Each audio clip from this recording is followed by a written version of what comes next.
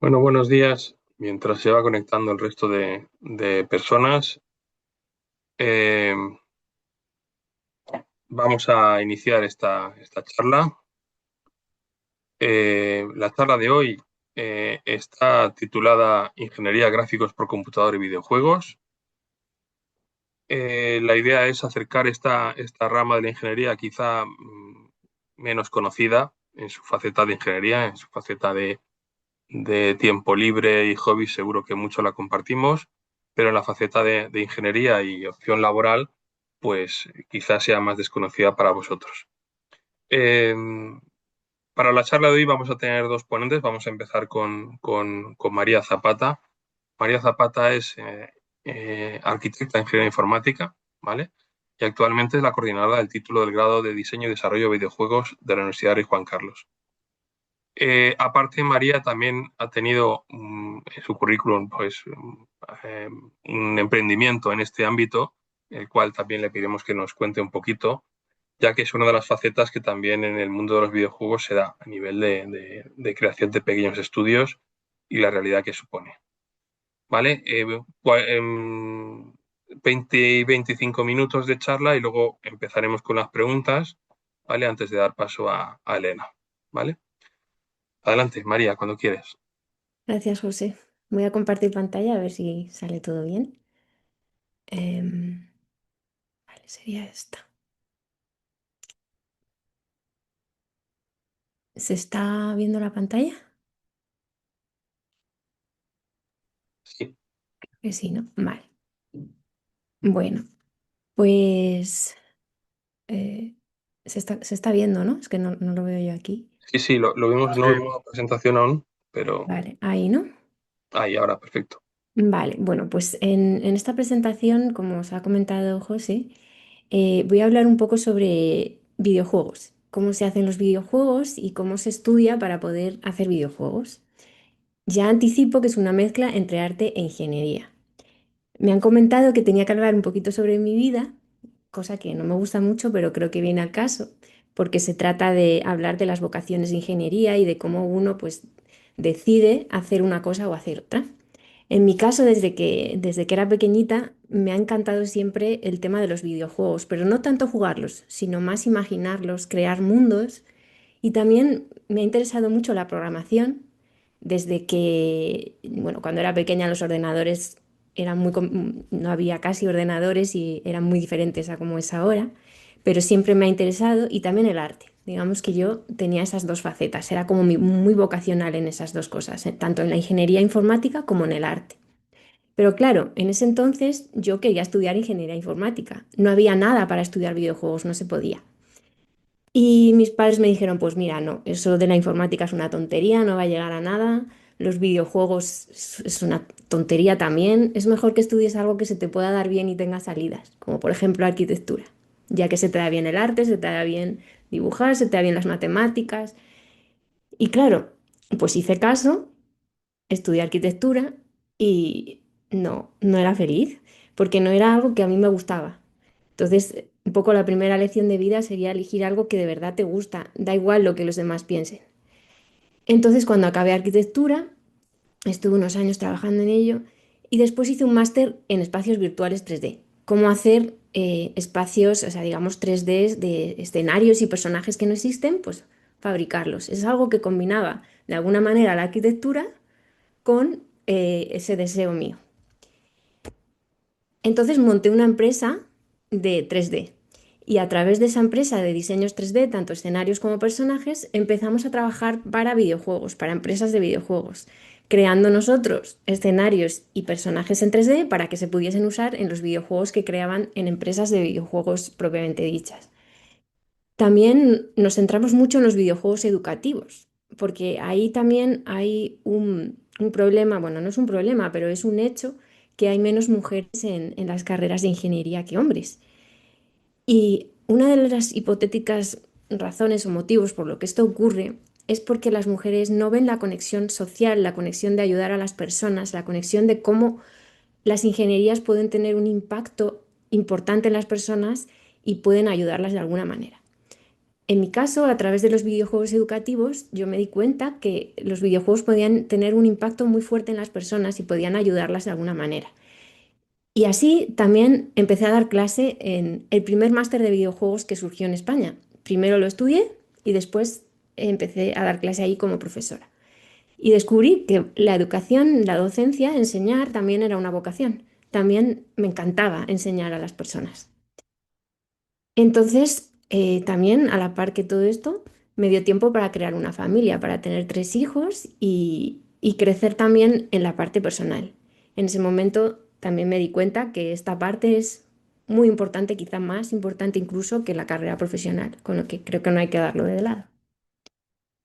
Una vez ya tenía todo establecido, mantuve mi empresa de 3D y videojuegos y como había sido siempre mi deseo, ya de mayor, estudié ingeniería informática y también hice el doctorado en ingeniería informática, con lo cual todos mis deseos de aprendizaje se vieron colmados y ahora pues soy bastante feliz dando clase, que me gusta mucho, en el grado de videojuegos, coordinando este grado y también investigando, que he descubierto que es otra cosa que me encanta, como me encanta aprender y me encanta aprender cosas nuevas relacionadas con mis gustos, pues investigar es una forma de aprender y de aprender profundamente, lo cual me parece bastante también importante para mí.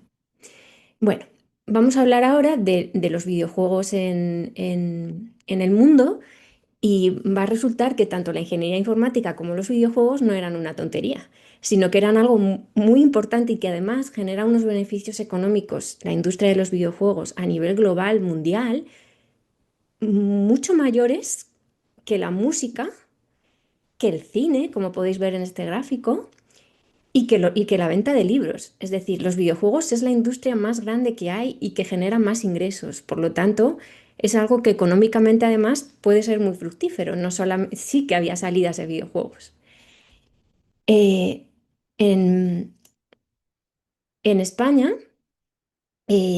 no, aquí son los ingresos globales, perdonad, de los videojuegos, que sobre todo son videojuegos para móvil, para dispositivos móviles. Es donde más crecimiento hay y donde más miles de euros se generan. Después la consola y después en ordenador. En España también hay un crecimiento muy grande de la industria en la industria de los videojuegos. Se venden muchos juegos. De hecho, esto va creciendo y aquí estamos hablando de millones de euros, o sea, miles de millones de euros son los que se gastan las personas en la industria del videojuego, con lo cual es un mercado muy grande, en crecimiento en España. Todavía es una industria un poco incipiente, pero poco a poco va creciendo y creciendo. Vamos a centrarnos ahora en cómo se crea un videojuego y qué hace falta, porque hacen falta muchos tipos de personas que trabajen juntos. Hacen falta, por ejemplo, guionistas, creadores de historias, de narrativas. Hace falta músicos, hace falta para la música del videojuego, que es fundamental. Hace falta artistas que dibujen o piensen en esos mundos desde el punto de vista del artista. Hacen falta artistas 3D que creen esos personajes tridimensionales, animadores que los animen, iluminadores que iluminen todo el mundo, pongan las luces similar a como ocurre en el mundo real. Y programadores, muchos programadores que sepan darle esa interactividad que un videojuego necesita. Aquí vamos a ver que las salidas profesionales de los videojuegos son a todos los niveles. Pues hay diseñadores, programadores, artistas 3D, animadores, diseñadores de interfaces, de cómo se ponen los botones, digamos, y lo que nos muestra en la pantalla en los videojuegos. Hay también desarrolladores de inteligencia artificial, porque en el juego hay personajes secundarios, personajes que no son jugables y que tienen que moverse por ahí y también hacer cosas dentro del juego. Y esos personajes tienen inteligencia artificial, por ejemplo. De sonido y de música, testers, personas que prueben los juegos, gestores de proyectos, emprendedores, es decir, gente que quiera montar su propia empresa de juegos, como hice yo, especialistas en realidad virtual, músicos, pero también las personas que estudian videojuegos, que tiene más que ver con una ingeniería, aunque también tiene su parte de arte muy grande. Hay grados en los que está muy separado y hay grados que solo son de programación y hay grados que solo son de arte. Entonces, hay salidas profesionales también en otros sectores, no solo en el sector de videojuegos. De repente te puede gustar trabajar en el cine, en la publicidad, en educación, en la industria cinematográfica, en visualización arquitectónica, en simulaciones médicas, en desarrollo de software incluso, porque las personas que estudian videojuegos salen muy preparadas a nivel de programación, con lo cual pueden desarrollar también aplicaciones móviles para otras industrias como la salud. Vale, entonces, aquí lo que me gustaría es explicar ya qué es lo que yo enseño en el grado, que es diseño 3D y animación 3D de estos escenarios y estos personajes. Lo primero es saber qué es una animación y una animación, voy a poner este vídeo. Una animación es, digamos, una serie de dibujos, una serie de fotografías, vamos a llamarlo así, que se pasan a una gran velocidad y eso nos hace la impresión de que se está moviendo. Como habréis alguna vez visto estos cuentos que los pasas así con el dedo, como se ve en el vídeo, y parece que está animado. Pues es exactamente el mismo concepto. Lo que pasa es que en el cine, en una película como Vaiana, no sé, una película en 3D, esos dibujos, esas escenas, esas fotografías ya están hechas. Y digamos que vas al cine y te las ponen una detrás de otra muy seguidas y eso te da la sensación de que las cosas se están moviendo. Pero en los videojuegos esto no es así. En los videojuegos es interactivo, con lo cual esas imágenes no han podido ser producidas, que eso se llama renderizar, no han podido ser renderizadas previamente y luego ya te las ponen, sino que se tienen que renderizar en tiempo real mientras que tú estás jugando. Y claro, eso es muy complicado, porque en los videojuegos, digamos que en el cine hay una historia lineal, pero en los videojuegos, como es interactivo, la historia tiene muchas ramificaciones y pueden pasar unas cosas o pueden pasar otras según lo que haga el jugador. Y se ven unas escenas o se ven otras según lo que haga el jugador. Con lo cual es muchísimo más profundo y muchísimo más difícil hacer un videojuego en 3D que una película en 3D. Aquí es lo que os estoy comentando, que los juegos, por ejemplo, Halo 3, que facturan muchísimo más que que las películas asociadas. Y hay mucha asociación, hay mucho vínculo entre películas y videojuegos. Entonces, para hacer ese contenido 3D, para hacer esas escenas y esos personajes 3D, tengo que contar primero, claro, aquí el artista, digamos, el que dibuja el personaje y se lo imagina, lo dibuja en una hoja en 2D. Luego el artista 3D lo que tiene que hacer es construir un modelo, una malla de ese dibujo que me habían hecho plano en 2D. Entonces, un poquito el proceso sería como un marionetista, alguien que hace marionetas. Hay que construir la marioneta, que eso sería la figura del modelador 3D. En una empresa 3D, en una empresa de videojuegos, hay tantas personas trabajando juntas que se tienen que coordinar entre ellas. El programador está incluyendo todo lo que le dan el resto de artistas en el motor de juego, que es el programa en el cual todo se une, la música, los modelos, y el programador tiene que programar esa interactividad, que el personaje, por ejemplo, se pueda mover cuando yo toco una tecla o presiono el joystick. Eso lo tendrá que programar el programador del juego. Entonces, el artista 3D lo que tiene que hacer mientras tanto es crear todos esos escenarios y esos personajes 3D. Construye la marioneta, digamos, el personaje, por ejemplo. Luego lo tiene que pintar, le tiene que poner pues, la piel, la ropa, etcétera.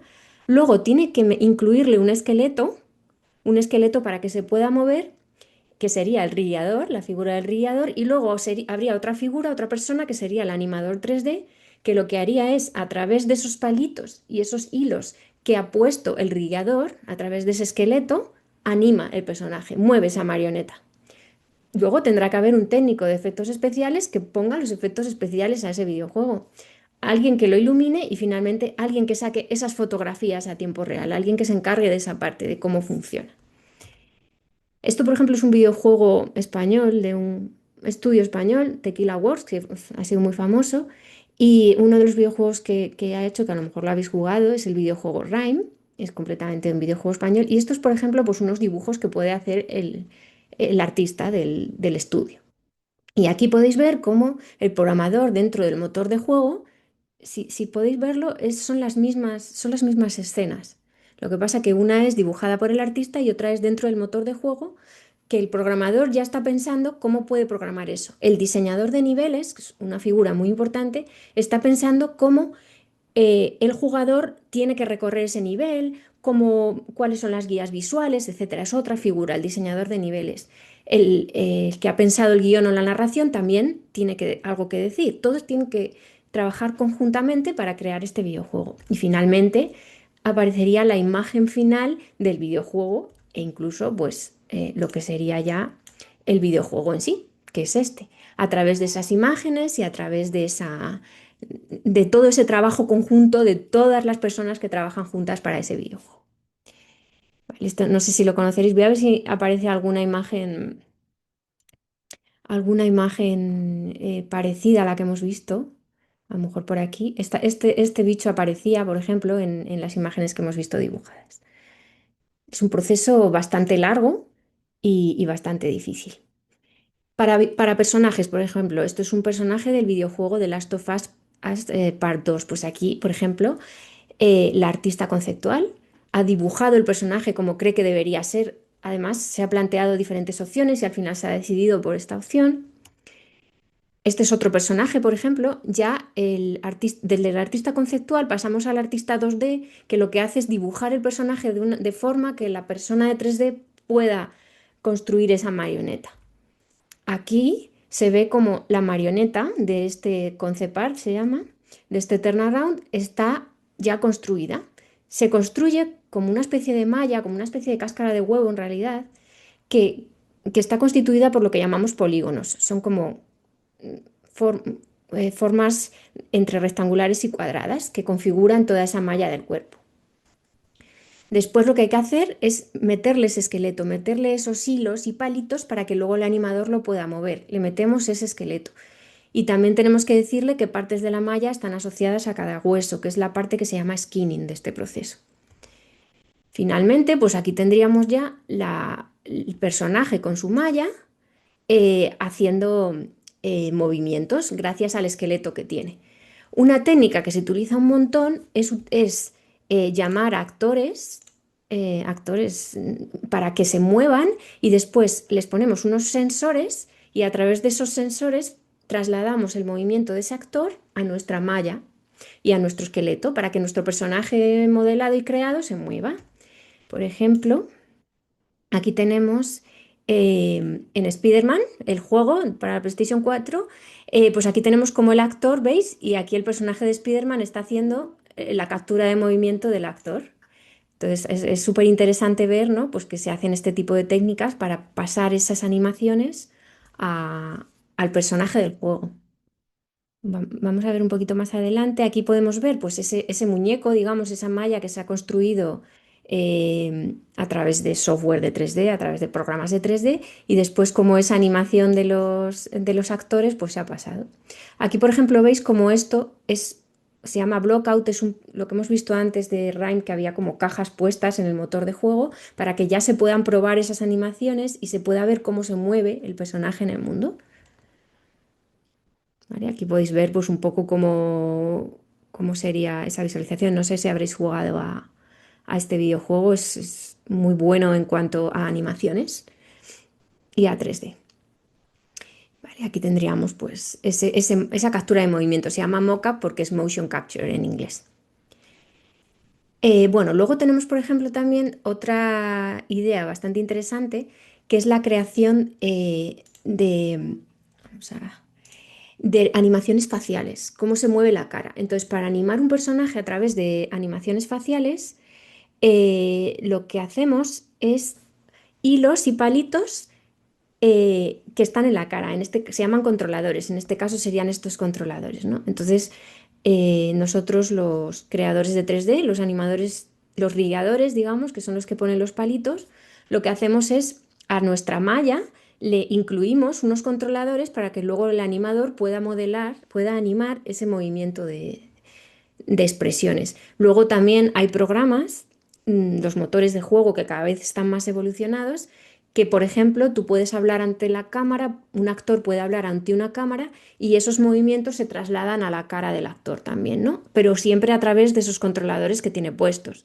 Si no tiene esqueleto o no tiene controladores, esto no se puede hacer. Vale. Em, Luego ya hay sistemas más avanzados y es aquí donde los investigadores, pues por ejemplo, podemos investigar que puede ser por ejemplo, el videojuego Cyberpunk 2077, que seguramente lo conoceréis también. es todo un sistema súper complicado para trasladar esas expresiones faciales y esos movimientos a los personajes. Se trata de los creadores del juego crean textos y dicen en cada parte del texto, ponen como tags, que son estas cosas de Happy 50. Aquí quiere decir que cuando dice Your Home está un 50% de contento. Entonces van poniendo así los textos y además digamos que el personaje tiene un montón de hilos, ¿vale? Que hacen que además reaccione con la luz, por ejemplo, las pupilas le dilaten o no, se mueva un poco. Os recomiendo mucho que veáis este vídeo sobre Cyberpunk porque... un momentito que hay un anuncio. No continúes siendo víctima de conflictos armados. Vale, y aquí pues podéis ver cómo se puede ver pues cómo con ese sistema todos los personajes pues se van moviendo de forma, según el fonema también, según, además, se mueven diferente dependiendo del idioma. Por ejemplo, si hay un personaje que es francés hablando en español, sus gestos son diferentes. Es con inteligencia artificial, aquí lo podéis ver, pues esto se va creando, este sistema. Aquí esto exige un montón de investigación y un montón de técnica para poder hacerlo bien. ¿Veis? Aquí se va moviendo todo según los parámetros que le vamos dando. También se analiza la curva de sonido y así veis, pues vamos, aquí está el actor hablando y se le va trasladando esa animación a la cara del personaje. Bueno, después, también en cuanto a mi actividad en la universidad, que es algo que también me motiva muchísimo y me gusta un montón, es la investigación. Entonces, yo en concreto investigo sobre pensamiento computacional y videojuegos educativos. Por ejemplo, puedo investigar en videojuegos para enseñar historia, biología, pero no son aplicaciones, son videojuegos de verdad, pero en los cuales mientras que tú vas jugando, pues se va, ya terminó, José, vas aprendiendo diferentes cosas. También sobre realidad virtual y simuladores, por ejemplo, en psicología y medicina, por ejemplo, para la detección de las emociones, los videojuegos también pueden crear esto. Y también estudio las diferencias de género, cómo las mujeres y los hombres somos distintos en el aprendizaje de la programación y del pensamiento computacional. Y eso sería todo. Muchas gracias.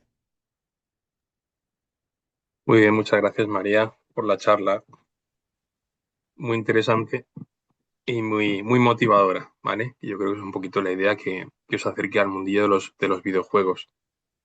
¿Algunas preguntas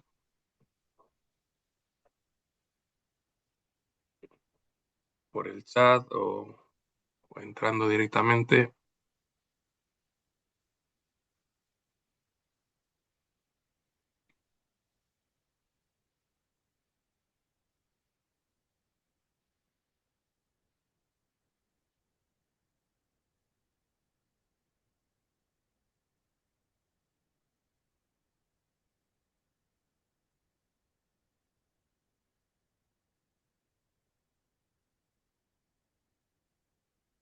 Hago yo una. Si nos contabas tu motivación personal hace unos cuantos años, ¿vale? Cuando tuviste que decidir que estudiar, sí, ¿qué camino seguirías ahora mismo? Habiendo cambiado muchísimo el panorama y habiendo, ¿cuál es el camino que seguirías ahora mismo para llegar a este objetivo? Claro, si viajase atrás en el tiempo, en donde no existía nada para estudiar videojuegos y los videojuegos eran nada en España, no se podía estudiar Claro, eso, estudiaría ingeniería informática. sí. Da igual, o sea, tenía que haber seguido lo que me decía mi corazón, no lo que me decían las personas que tenía alrededor. Sí, a ver, es un tema de este que yo creo que hemos hablado muchas veces. La elección de la carrera es algo que de alguna manera tiene que nivelar dos sentimientos, ¿vale? Uno es efectivamente lo que te gusta, lo que te dice el corazón, y algo que te dé de comer, ¿vale? Entonces, yo creo que hay cosas que nos gustan mucho y que al final dejamos en el plano de los hobbies y está bien, y hay cosas que nos gustan mucho y también es una profesión. Una de las ideas de esta charla es ver cómo hay una industria de videojuego, hay una industria de videojuego que realmente se mueve a nivel mundial y es una profesión, no es solo algo con lo que nos entretenemos, ¿vale? Hay otras cosas en las cuales la elección, pues uno puede pensar que es más peregrina de cara a ganarse la vida con ella, pero en este caso sí la hay, que es un También, poquito... José, una cosa que me gustaría transmitir es que Ujú. no importa equivocarse. porque Sí. siempre hay tiempo en la vida para cambiar de opinión. Y Ujú, además, a mí estudiar arquitectura también me aportó mucho. No me gustaba, pero me aportó saber trabajar y me aportó ujú. entender muchas cosas, trabajo duro, digamos, entender muchas cosas que sin esa carrera no habría sido capaz de hacer después. Sí, sí, es cierto. Y además, yo he conocido alumnos que por lo que sea, eh, yo sí me cuento una anécdota que es real, de una alumna que yo tenía que era con la que hice también trabajo fin de grado. Y en un momento dado hablando, pues tenía un año más de que el que se supone que debe tener, ¿vale? Y me dijo, pues es que elegí primero un grado, no era lo que yo quería y cambié a otro grado. Y un año a estas edades no es absolutamente nada, ¿vale? Creo que hay que elegir con cabeza y con corazón, pero si luego vemos que nos hemos equivocado, de verdad no es ningún drama, ¿vale? Se puede rectificar. Había una pregunta en el chat. ¿Cómo se crean los remakes de videojuegos como el Resident Evil? Pues prácticamente igual que como se crea un primer juego. Lo que pasa que adaptándose, bueno, los videojuegos tienen por detrás un montón de análisis de datos, digamos que van recogiendo un montón de datos de los jugadores y saben perfectamente los jugadores lo que quieren y lo que no quieren. Entonces, cuando se hace una segunda parte, una tercera parte, se tiene en cuenta lo que los jugadores, digamos, han querido, sin que ellos lo sepan. No, no son preguntas explícitas, pero sí que se analizan los datos de que han jugado y se sabe perfectamente hacia dónde hay que ir y se reutiliza mucho del material de las anteriores versiones o juegos, pero también se hace mucho material nuevo. Y es que la tecnología avanza a una velocidad que prácticamente hay que rehacer el juego entero, porque es que la tecnología es otra de repente al año siguiente. Entonces, pues es un poco el mismo proceso. Suele ser el mismo equipo, la misma empresa y se hace casi igual que como se hace un videojuego nuevo. Muy bien, muchas gracias. ¿Alguna pregunta más? Si no, luego al final tendremos tiempo, cuando acabe también la parte de Elena, tendremos tiempo para preguntas generales. También si alguien se anima a hacer videojuegos, Mm. algo muy positivo es que los alumnos de videojuegos son los mejores, las personas más motivadas y las mejores personas. Bueno, como decía, María es la coordinadora del grado de videojuegos, pero sí es verdad que es un estilo de alumno muy peculiar. Muy peculiar, sí, estoy de acuerdo. Bueno, muchas gracias, María. Esperamos al final de la charla de Elena por si surgen de nuevo preguntas para todos, tanto para Elena como para ti. Y ahora, pues, Elena, cuando quieras. Vale, no sé si me escucháis bien. Sí, te escuchamos. Vale, lo que no me veis, ¿no? No sé Ahora cómo. mismo no te vemos, pero sí te estamos escuchando. Vale. Vale, ahora me veis. Creo que Sí, sí también. hola. Vale. Muy buenas. Disculparme que entraba un poquito tarde. Nada, Tenía no otra te reunión. preocupes. Bueno, Elena Garcés es ingeniera informática también, ¿vale? Y lo que ella ahora mismo está trabajando de Senior Research Scientist en Adobe y os va a contar un poquito, pues lo mismo, su trayectoria y lo que está haciendo, ¿vale? Pues Elena, cuando quieras. Vale. Yo creo que podéis ver Sí, mi pantalla, ¿no? sí, sí, te Vale. vemos. No sé si esto se puede quitar. Vale.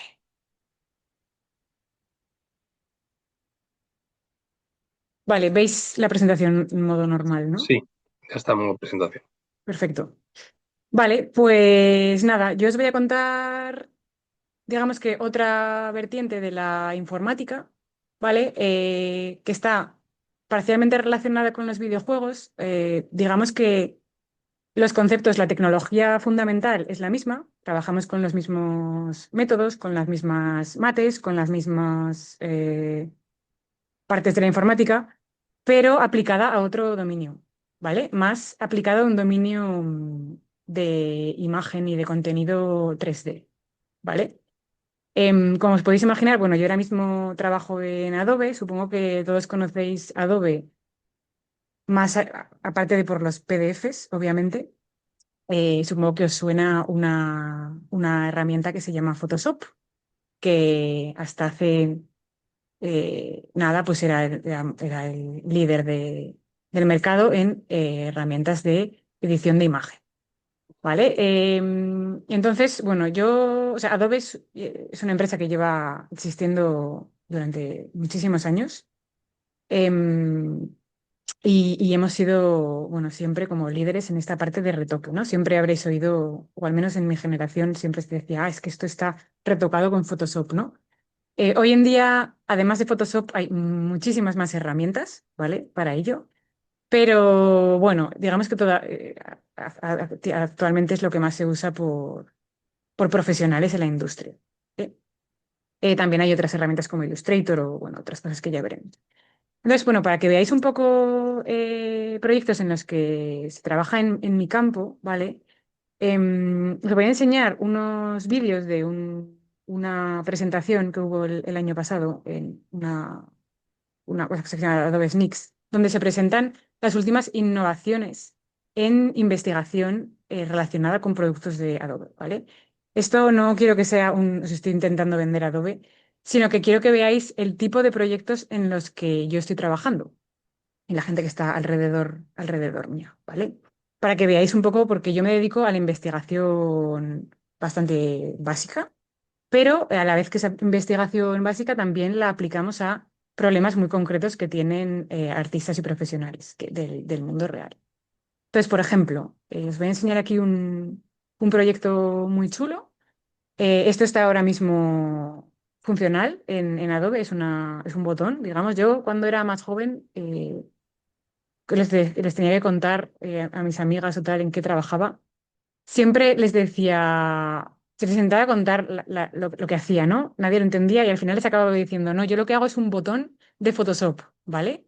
Un botón de Photoshop quiere decir que es una herramienta que un artista va a poder usar para editar una imagen en la manera en la que lo necesite, ¿vale? En este caso, lo que estamos intentando hacer con este vídeo es componer dos imágenes que están capturadas en dos instantes de tiempo diferentes y con unas dos iluminaciones diferentes.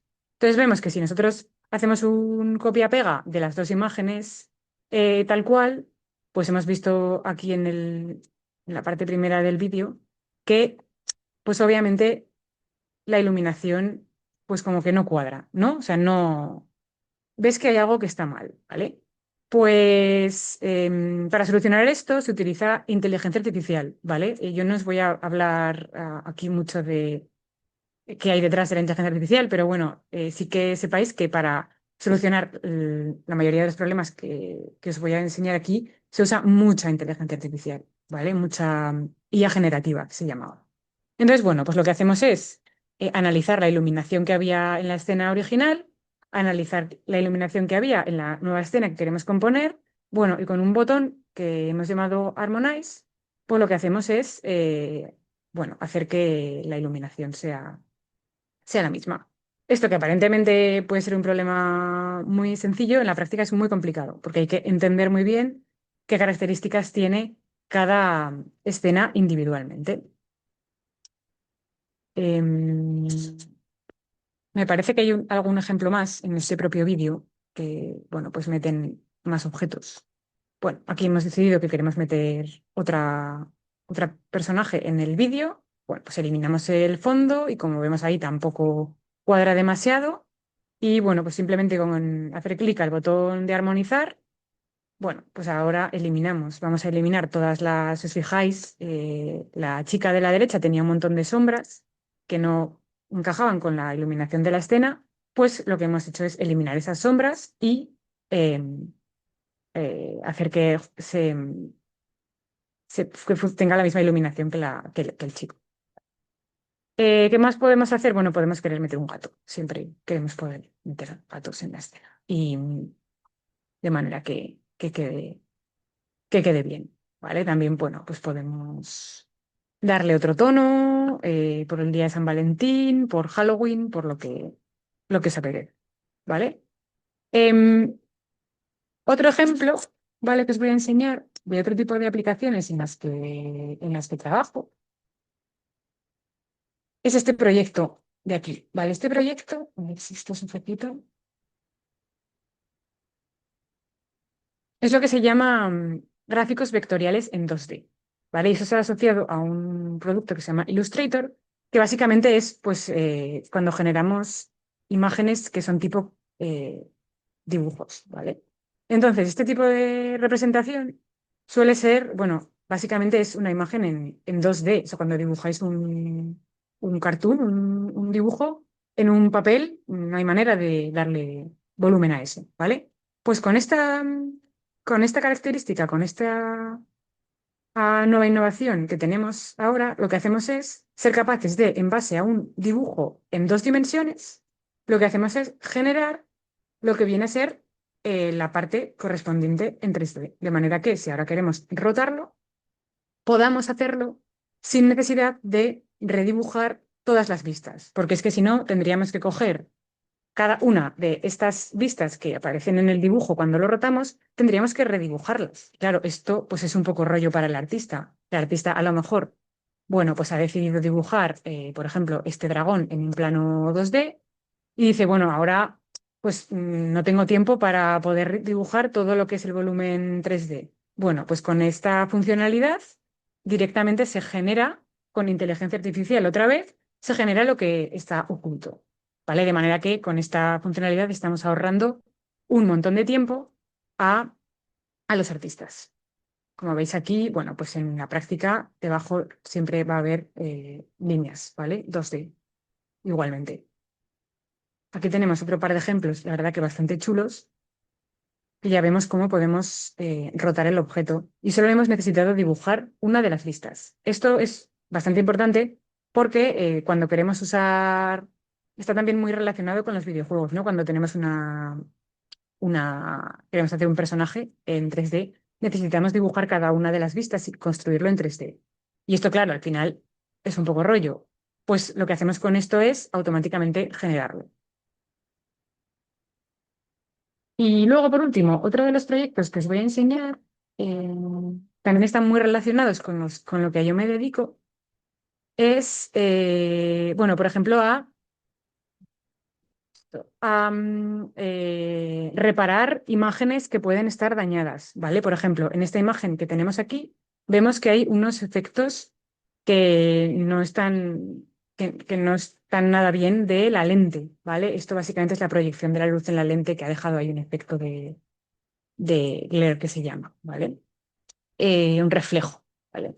Entonces, tenemos una foto súper chula de un paisaje con la Vía Láctea y con la galaxia y nos ha salido justo un reflejo que no nos mola. Pues bueno, pues lo que podemos hacer utilizando esta tecnología es directamente eliminar ese reflejo y obtener una imagen ya totalmente limpia, ¿vale? Si comparamos lo que había antes con lo que había ahora, pues no tiene nada que ver, ¿vale? Otro de los temas en los que se puede aplicar mi investigación, ¿vale? Porque yo al final soy investigadora, ¿vale? Es para generar modelos en 3D. A ver si esto me puede ejecutar. A ver. Bueno, disculpadme por la publicidad de... Madre mía, no puedo quitar.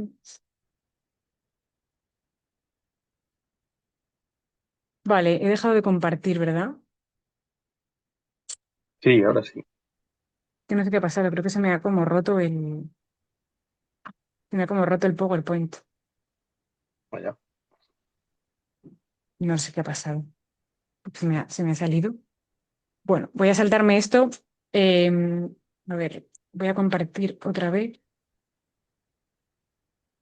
Eh,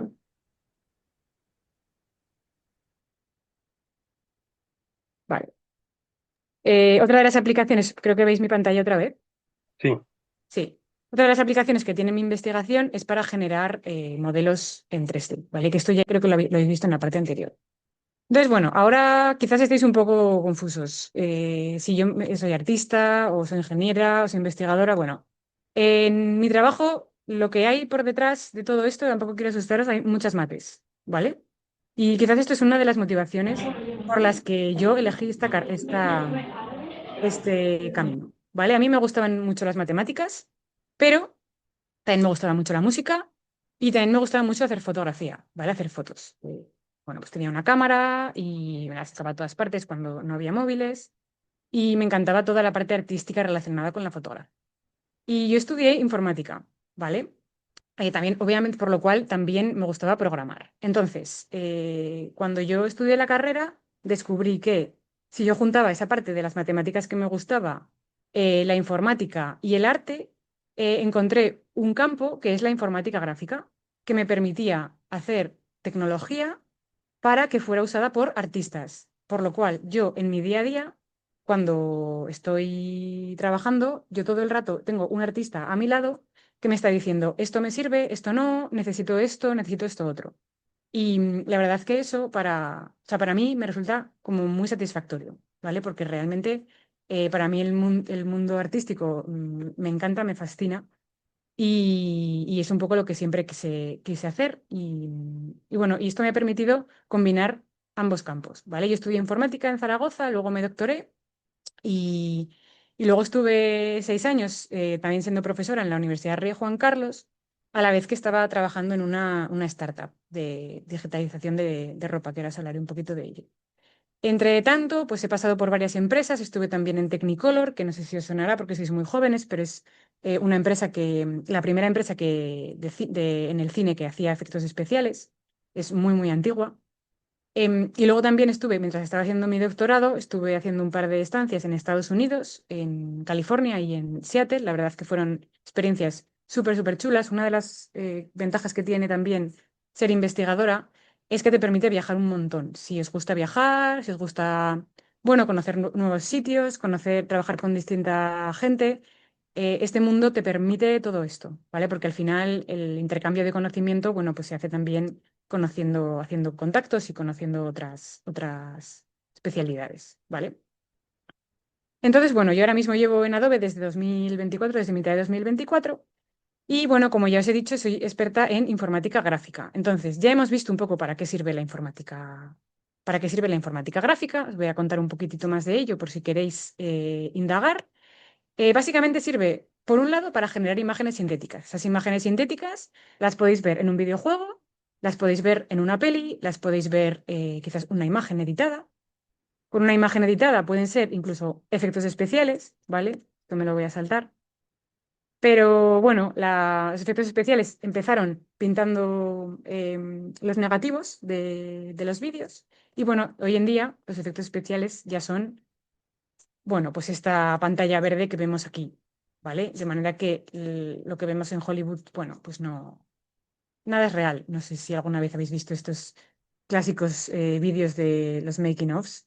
La verdad que es alucinante ver que la mayoría de las cosas que vemos es 3D. Bueno, pues la informática gráfica sirve para permitir a la industria de los efectos especiales generar este tipo de imágenes, ¿vale? Donde lo que vemos aquí parece perfectamente realista, pero nada es real, ¿vale?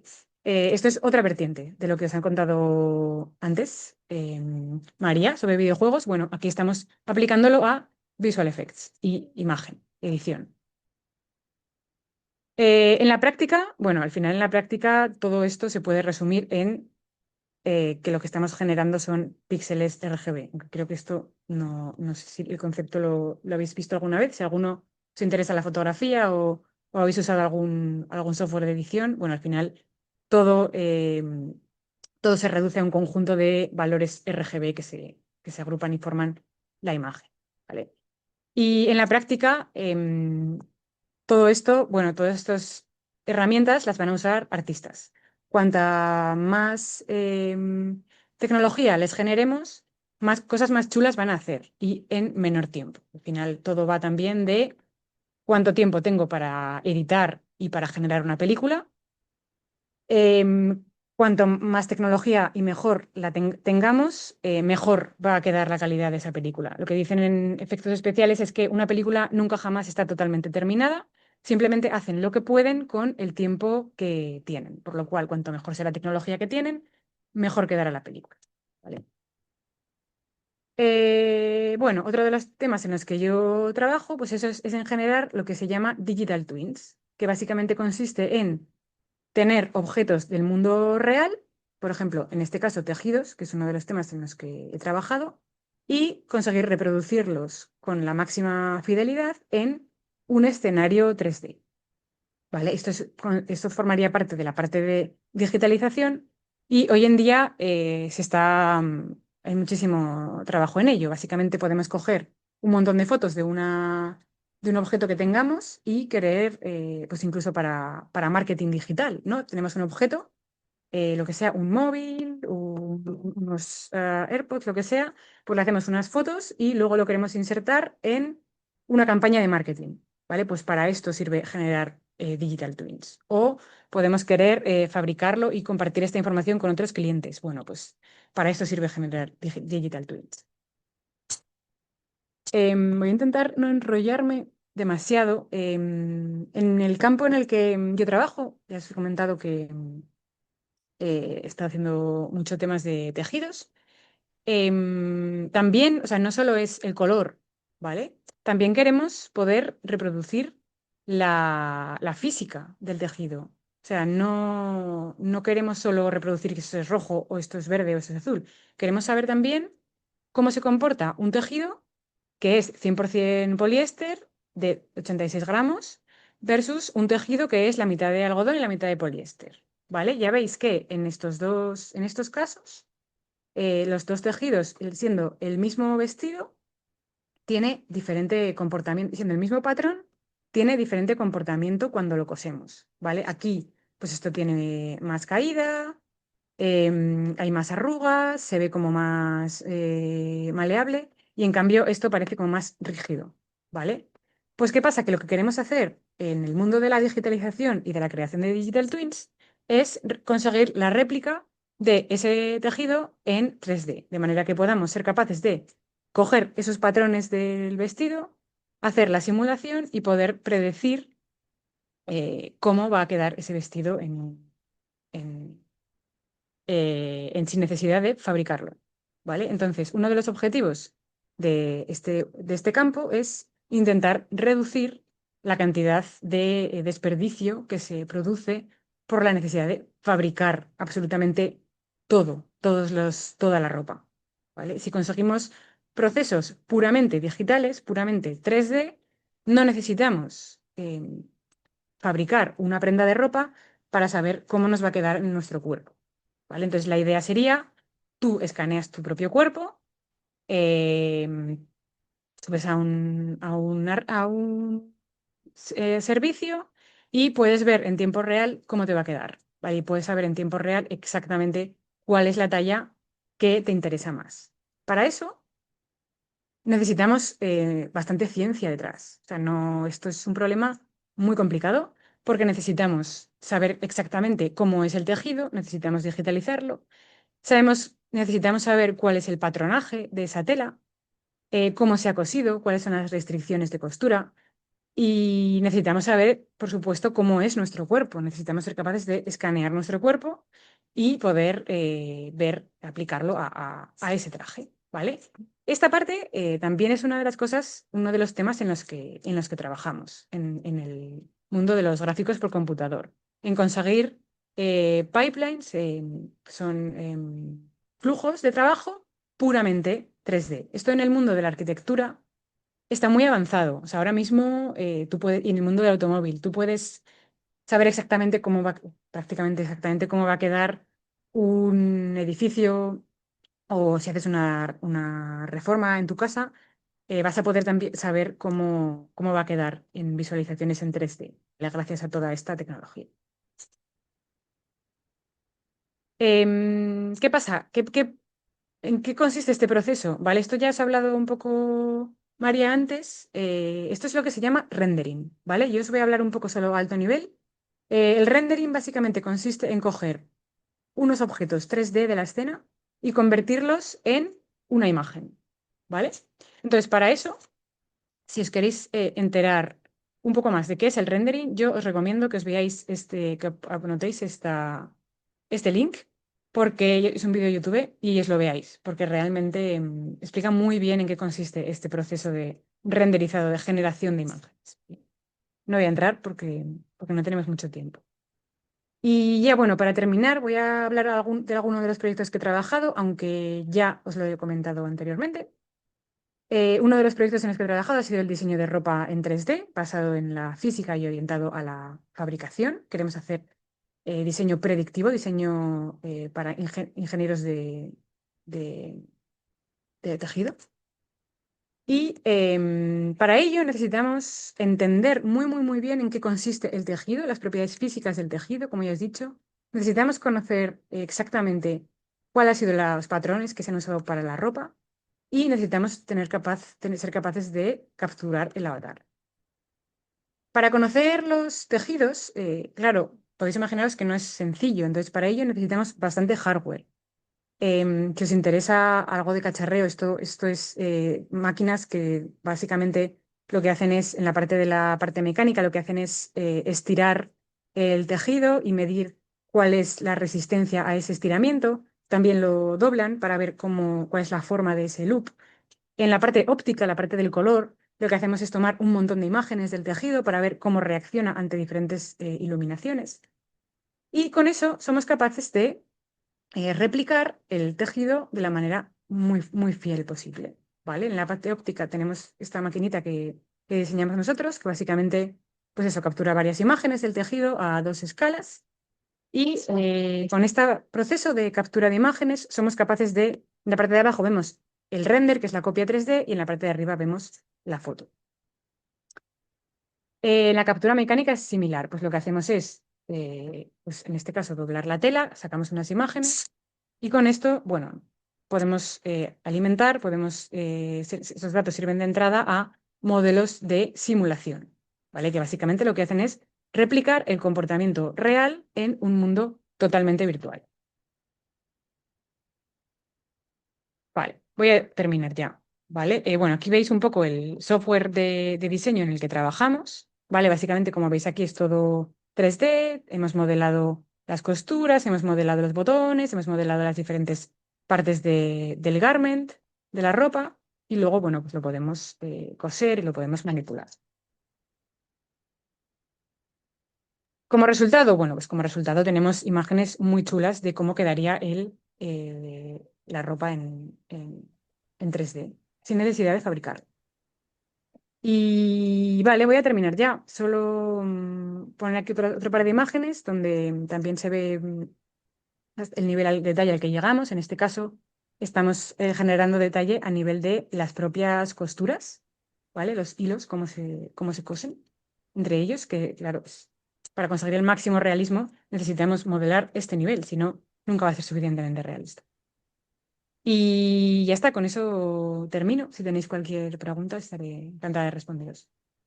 Muchas gracias, Elena. Yo creo que está bien que os llame la atención el tema de que aparte de que se ha hablado de ingeniería informática, evidentemente, se ha hablado de física, de matemáticas. El ejemplo este que hemos visto no era representar una tela, sino simular miles y miles de hilos y su comportamiento mecánico, y eso es lo que da resultado el comportamiento de la tela. Con lo cual, vamos allá, más allá de lo que es puramente programar, o la informática es casi una herramienta en este caso, sino que también tenemos que saber de otras muchas cosas, tanto para gráficos por computador como para videojuegos como estamos viendo, ¿vale? De cara a si uno tiene una idea de esto, me gusta que sepa también un poquito lo que implica, ¿vale? Más dudas, más preguntas. A través del chat, por favor.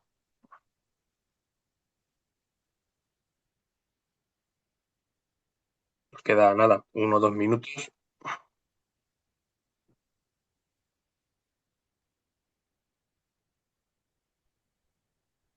Hay dos preguntas sin contestar en el chat.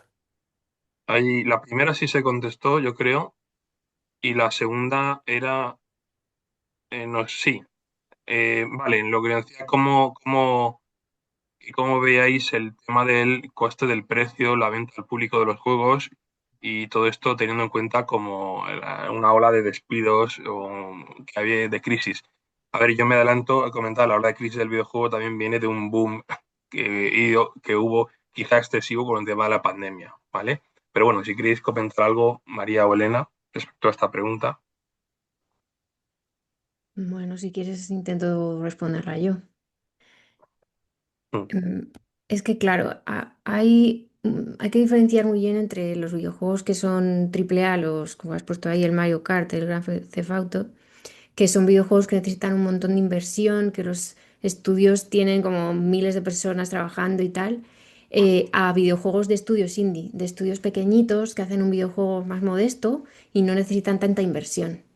Entonces, lo de los precios que comentas es más bien de este tipo de videojuegos, de los videojuegos muy grandes, que necesitan un montón de inversión, muchísimo dinero para hacerlo. A lo mejor se tardan 5 años, 10 años en hacerlo, con un montón de personas, miles de personas. Entonces necesitan como recuperar ese dinero invertido y por eso es como que han subido de precio, como si haces una película con gran presupuesto, también necesitas pues proyectarla en un montón de cines y hacerle un montón de publicidad y que muchísima gente la vea para recuperar ese dinero. Pero y luego en los videojuegos indie, en los videojuegos de estudios más pequeños, pues pasa un poco lo que indica José, que hubo un boom en la pandemia, que hubo muchísimo, se hicieron muchísimos juegos y ahora no es tanto. Pero sí que la industria sigue subiendo a pesar de ello y sí que los juegos que están hechos por estos estudios indie no son tan caros. O sea, es que hay que diferenciar un poco entre los dos tipos de videojuego. También nos preguntan cuándo se puede empezar ganando desarrollando videojuegos. Esta es una Videojuegos, pregunta muy difícil. eso José, es muy tú difícil. sabes mejor. A ver, por ejemplo, en lo que es Computer Graphics, que es de lo que va esta charla en general, aplicado a muchas cosas, a videojuegos, a simulación de telas, a simulación física, es un perfil bastante demandado, ¿vale? Y dentro de lo que es videojuegos depende si vas a hacer arte, que quizá hay más competencia, a si vas a hacer ese perfil técnico de ingeniero de render o algo por el estilo, en el cual es un perfil que tarda en formarse, que lleva su tiempo y además es muy demandado. Económicamente no nos vamos, yo al menos no me voy a mojar, ¿vale? Pero bueno, hay muchos, ya lo comentaba en las charlas, hay muchos perfiles dentro de este mundo, ¿vale? No es únicamente uno, para hacer un videojuego o para hacer una simulación. Vale, ¿algún comentario más antes de dar por terminado?